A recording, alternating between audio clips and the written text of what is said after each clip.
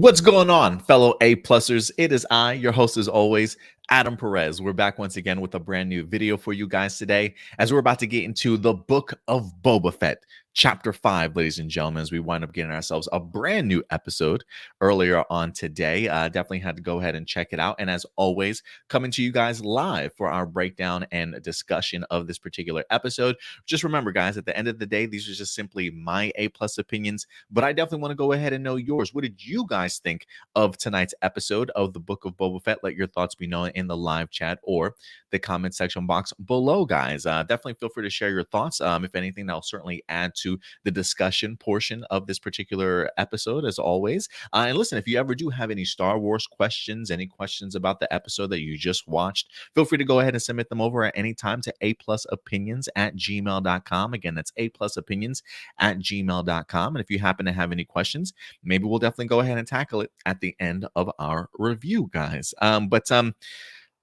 get into this episode, man, because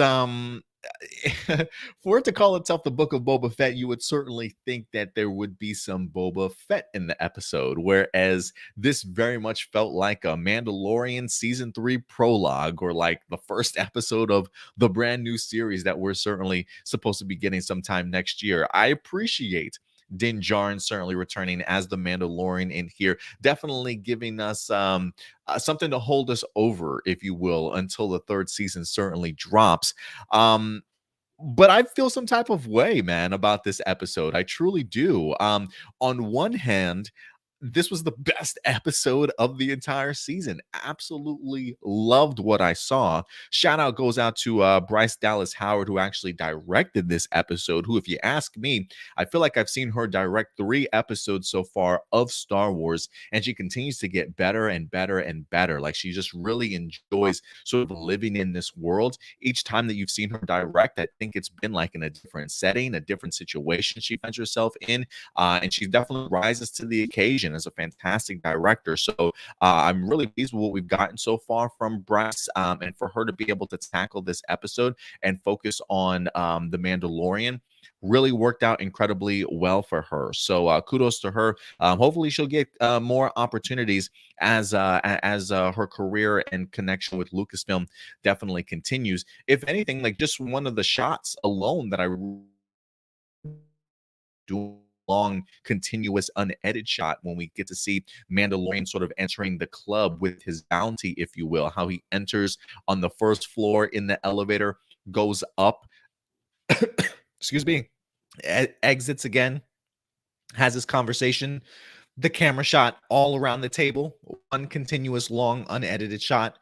He walks back to the elevator, goes all the way down to the like the garage, or the whatever, the basement of the facility that he's in, sort of thing. Just a really cool shot that she was able to go ahead and do, and one of the things that definitely stood out to me. So congrats to Bryce Dallas Howard for a great episode. But I really enjoyed it. I mean, overall, while there is a Boba Fett storyline, I mean, look, the reality is the Book of Boba Fett is, in fact, a spinoff of The Mandalorian. It is sort of an extension of the Mandalorian story that plans on continuing in the Mandalorian season 3. So the idea that Mando pops back up in here shouldn't be a surprise. But I think the real surprise for me is this entire episode was the Mandalorian season 3. It felt like getting us caught up to what he's been up to, an idea of what he could potentially be doing in his upcoming season as well. Really, the only connection we had to the Book of Boba Fett storyline itself was that of Fennec Shand popping up at the very end. This is the muscle that she's certainly talking about, trying to get some credits to have Din Djarin certainly join their side and help Boba Fett out. He's definitely willing to do it for free, but apparently has a mission before he certainly has to do it. So I am kind of curious how this is going to work out. Will Din Djarin not be in the finale for the Book of Boba Fett because he's now on his own journey? Is Din Djarin's journey going to take place in the Book of Boba Fett as he seemingly tries to locate and find Grogu for himself, if you will. I'm wondering what that means. Are we not going to see him again for the remainder of the season? Will he still manage to pop back up in time? I'm assuming, if anything, this battle will take place within like the next 2 episodes of the season, because I believe there's only 7 episodes for this limited series. So not a lot of story left to be told. So I'm just kind of thinking to myself, when is this story conclude, and when does Mando certainly return? So I am eager to see how it winds up playing out. For me, when I watched this episode again, absolutely loved it. Best episode of this season. It's just a little bit of a bummer to me that the best episode of the season doesn't go to an episode that focuses on Boba.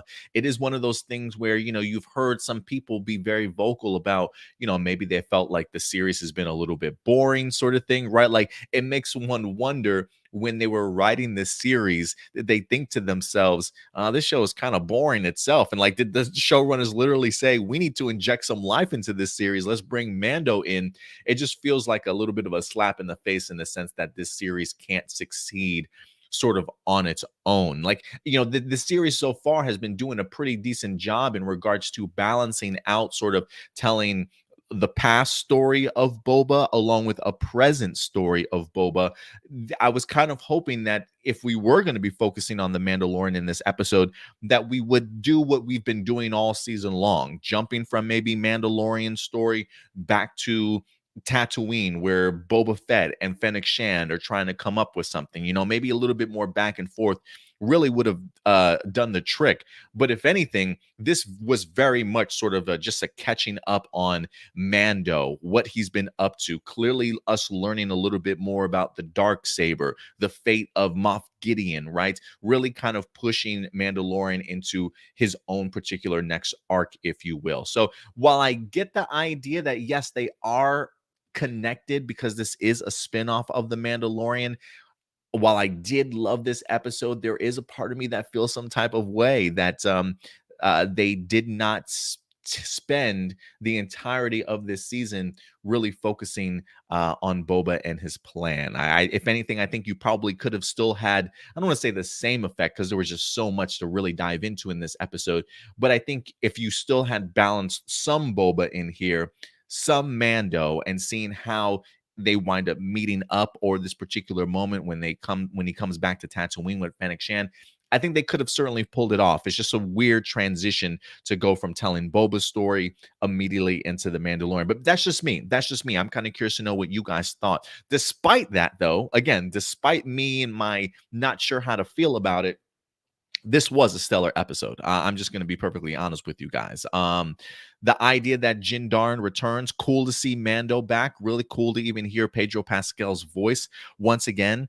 Opening up this episode with the Darksaber action of trying to bring in a bounty, right? I can bring you in warm, I can bring you in cold. What would you personally decide? And the fact that Mando literally chops this dude's head off to bring him back literally cold to collect his bounty. Incredible stuff. I really love seeing him use the Darksaber. Clearly still a novice, certainly still learning how to do it.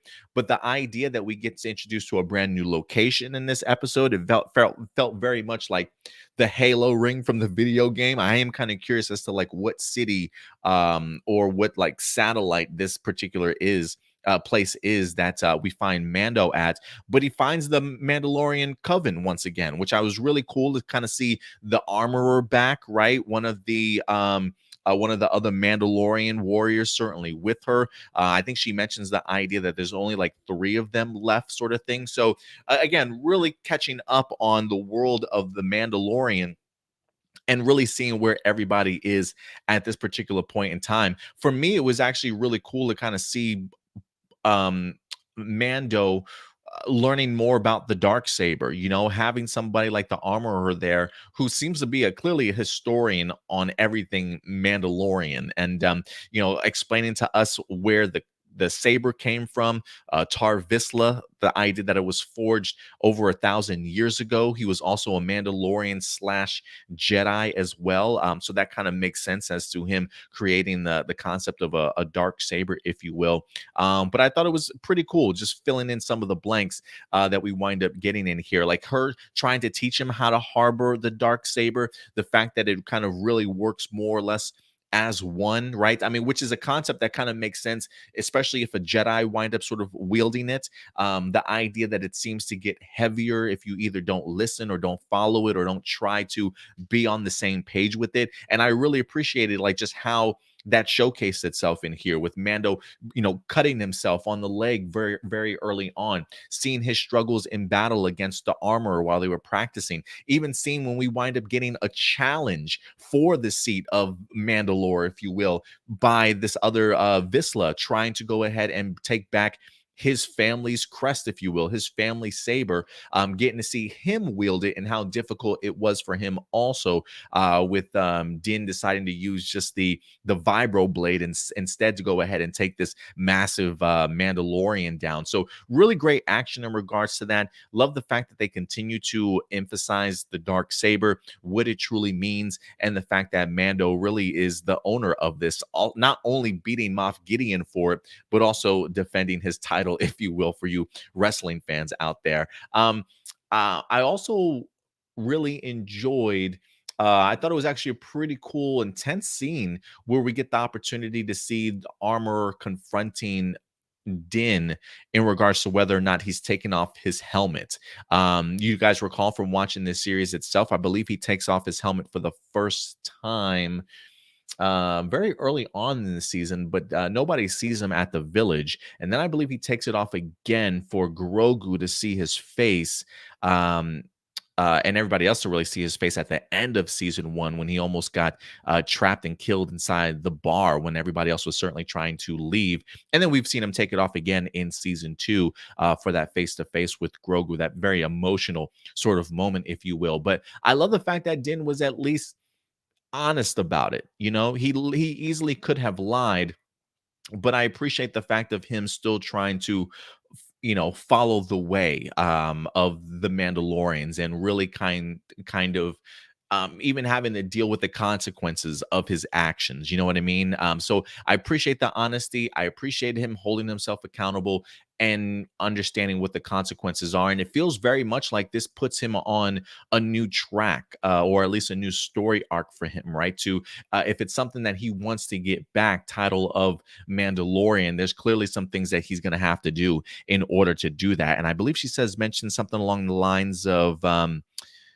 he's got to go to like the mines underneath Mandalore, which unfortunately they've been destroyed. Which again, you guys know I'm a big sucker for great flashbacks to kind of see the purge actually taking place. All the bombs that were certainly dropped on Mandalore, terrifying stuff.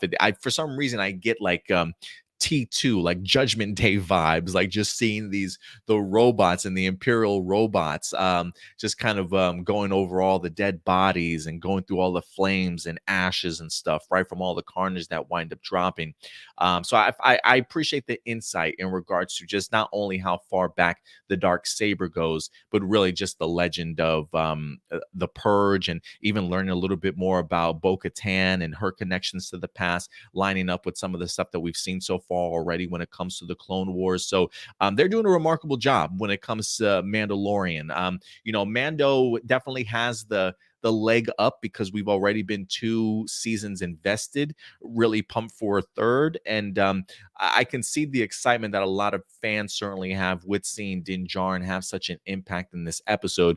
Whereas, Boba, we've only still hung around with this guy for like, what, 5-6 episodes, if you're not counting his own particular series as well, right? So we definitely have a lot more invested in the Mandalorian character. So a lot more emotions when it certainly comes to him. Marcelino does say it was a good episode, but I don't like that for Book of Boba Fett. It should be season 3 Mandalorian episode instead. He says, hopefully we see more of Visla since his ancestor pre-Visla played a big role in Clone Wars. You can't waste a character like that. Yeah, absolutely not. And I don't think that they certainly will. I'm glad that they actually wind up giving Visla an opportunity to kind of shine in this episode. But I agree with you to a certain extent, Marcelino. That's why I was saying, for me, I absolutely love this episode, but I would be lying if I said I didn't feel some type of way about the idea that they kind of took the spotlight away from Boba, just because I feel like it almost solidifies or like gives those that haven't been the biggest fan of Boba Fett like the ammo that they need to be like, see, even the showrunners didn't think the show itself was good with Boba alone, that they literally had to inject an entire episode of Mandalorian in there. So again, but I kind of get it because it is a spin-off to Mandalorian, right? I get the idea of wanting to catch us up to what's been going on between seasons 2 and seasons 3, but like an entire episode devoted to him, like 48 minutes of an episode devoted to him, that feels a little bit much for me. And I kind of wish that there were some elements that they held off on in order to go ahead and explore in season 3. But what do I know? What do I know? I will say this: I enjoyed the journey back to Tatooine. For me, I did read an article somewhere that said Star Wars TV's biggest problem is Tatooine.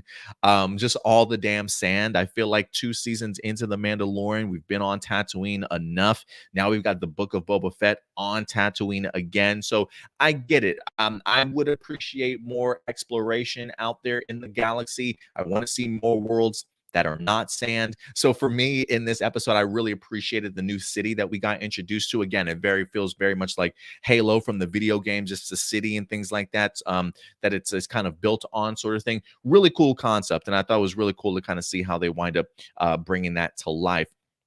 But Tatooine does, in fact, come back in here.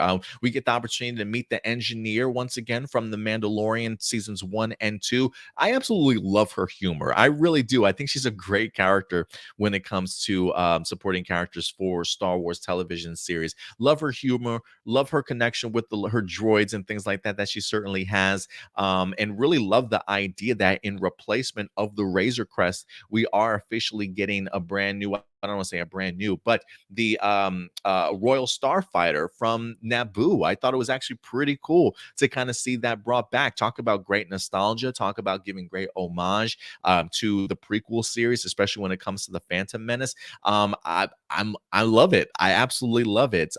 I feel like we were just talking about the Royal Naboo Starfighter on A Plus Hero Report, or maybe a couple of episodes ago on the Book of Boba Fett. I can't quite recall, but I think the design looks great. The idea that they've kind of souped this up, right? Really works for me. I love the sequences of him kind of taking a joyride around Tatooine, if you will. It felt very pod racer-ish to me. It definitely felt like they definitely got some influences from the prequels for sure. But this is pretty cool. Like, if anything, I am a little bit bummed that he doesn't have a bigger ship, in the sense of, having a place to put all your weapons, a place where you can go and rest sort of thing. This is very much just a one pilot sort of craft, if you will. I am curious to know how he's going to use the astromech canopy. Is that literally going to be for Grogu after he picks him up? Is Luke gonna even allow Grogu to certainly leave from his teachings? Is it gonna be a case of Mando versus Luke in order for the right to teach Grogu and raise Grogu? Like, I'm curious if that's where we're going in the future here. But I can see, instead of an astromech droid, that'd be like the little canopy for Grogu at some point in time. I would absolutely love to see that if that comes to fruition. And if anything, get an opportunity to see the armor in here, wind up creating some new Beskar armor. I thought it was really insightful to learn that Beskar armor or Beskar steel isn't meant to be created into weapons, because Beskar is literally the only thing that can penetrate Beskar steel. And if you start creating weapons, then you really start kind of putting your particular race and your aliens and your people in harm's way, knowing that somebody can certainly use that against you. So while it's going to be sad to see the staff unfortunately have to leave, I am really curious to see what they turn that staff into. For some reason, I'm getting vibes of like chain mail, like like knights used to wear. Maybe it's like some sort of Beskar chainmail armor for little baby Grogu to certainly wear, and maybe it'll stretch around him or something. It's a bigger sort of thing. But I like the mentality. Granted, we didn't see what the gift was. They even perfectly like tied the gift into like a handkerchief head sort of thing. Just really bringing back all the nostalgia and all the little baby Yoda from the first two seasons of Mandalorian. But overall, great episode, man. Absolutely love the episode. Quick honorable mention when he comes back from riding his new Royal Naboo starfighter, the end, how was it? How did you like it? And he says, wizard. And I said, did he just say wizard? I was like, the last time I remember anybody saying wizard was the Phantom Menace when Wizard Annie. I was like, Wizard. I guess that's pretty cool. So I thought it was actually pretty neat that they snuck that phrase and that term in. We even got the opportunity to see some X-wing fighters, very very familiar faces too, especially from season 2 that had been hunting down the Razor Crest, right, trying to find out who the pilot was. I believe the actor, I can't remember the actor's name, but he's definitely from Kim's Convenience. He's been popping up as one of the X-wing fighters for a couple seasons now. It was pretty cool to kind of see him in here as well, as Din Djarin winds up escaping. They're trying to pull homeboy over, like, what, I got a broken tail light? Leave me alone, cops. Freaking pigs. But overall, man, really enjoyed the episode. I really did. This was honestly, for me, my favorite episode of the season. I just feel terrible for Boba that it didn't end on an episode that I can say this was my favorite episode of Boba, because this felt very much like this was my favorite episode of the Mandalorian.